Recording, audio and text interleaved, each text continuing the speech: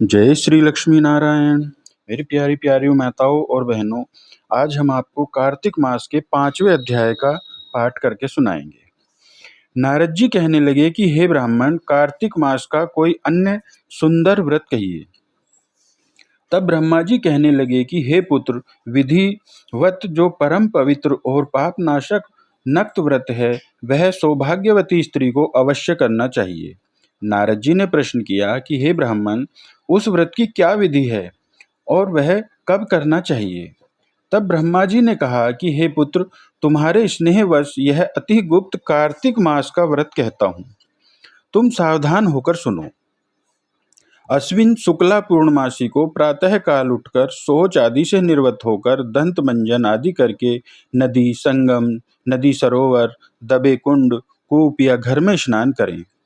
व्रत के एक दिन पहले से सिर न धोएं तथा व्रत वाले दिन विधि पूर्वक स्नान करके पवित्र मन से विधाता का स्मरण करें तथा व्रत का संकल्प करें और यह कहें कि हे जगत के कर्ता, आप मेरे पति की रक्षा कीजिए, मेरी संतान की वृद्धि करिए। मंत्र पढ़कर सूर्य को प्रणाम करें और सुंदर वस्त्र तथा आभूषण आदि को धारण करें। दिन के समय भोजन न करें, न ही जल पीवें, अर्थात भजन आदि में सारा दिन बिता देवें। ब्रह्मा जी कहने लगे कि हे पुत्र, सायंकाल को हमारा यानी ब्रह्मा जी का पूजन चांदी के पात्र में दूध डालकर करें। सोना, चांदी, तांबा या मिट्टी की हमारी मूर्ति बनावें, उसको लाल वस्त्र पहनावें और विधि पूर्वक हमारा पूजन करें और चांदी के पात्र में रखे हुए दूध को सोने की मथानी में मथें। साथ ही यह प्रार्थना करें कि हे ब्रह्मा जी, मुझे भोग आदि के लिए गो प्रदान करके मेरी संतति को बढ़ाओ तथा मेरे पति को धन धान्य युक्त और चिरंजीवी कर दो। बहुत से दास तथा दासी गण प्रदान करो। इसके पश्चात ब्राह्मण को भोजन करावें और कुल के वृद्धों तथा वृद्धाओं को स्वादिष्ट पकवान से तृप्त करें और स्वयं भी तारों को देखकर भोजन करें। यह अश्विन शुक्ला पूर्णमासी को ब्रह्मा जी का नक्त व्रत होता है। यह व्रत सब प्रकार के पापों का नाश करने वाला, समस्त कामनाओं को पूर्ण करने वाला तथा ज्ञानी पुरुषों को मुक्ति देने वाला होता है।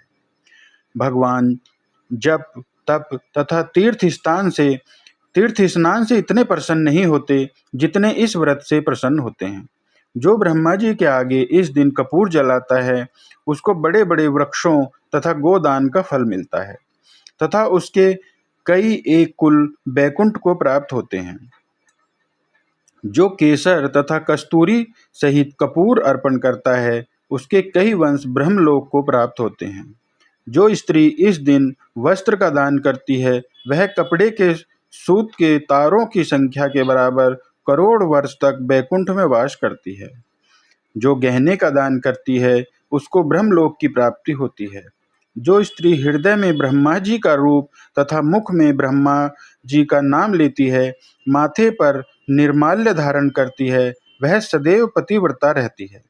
इस प्रकार अश्विन शुक्ला पूर्णमासी को स्नान, पूजन, ब्राह्मण भोजन, वृद्धजनों का पूजन करती और सायंकाल को ब्रह्मा जी का पूजन करती है और ब्रह्मा जी से प्रार्थना करती है कि ब्रह्मा जी, यह व्रत मैंने आपके निमित्त किया है, इसमें यदि किसी प्रकार की कोई कमी हो तो उसको आप पूरा कर लेना। जो कोई इस कथा को पढ़ता है अथवा सुनता है, उसको भी अश्वमेध यज्ञ का फल प्राप्त होता है। तो यह थी कार्तिक मास के 5वें अध्याय का महात्म्य। मेरी प्यारी प्यारी माताओं और बहनों, आपको यह अध्याय कैसा लगा, आप कमेंट बॉक्स में जरूर बताइएगा और जय श्री लक्ष्मी नारायण अवश्य लिखिएगा। जय श्री लक्ष्मी नारायण माताओं और बहनों। जय श्री कृष्णा, जय श्री राम, राधे राधे।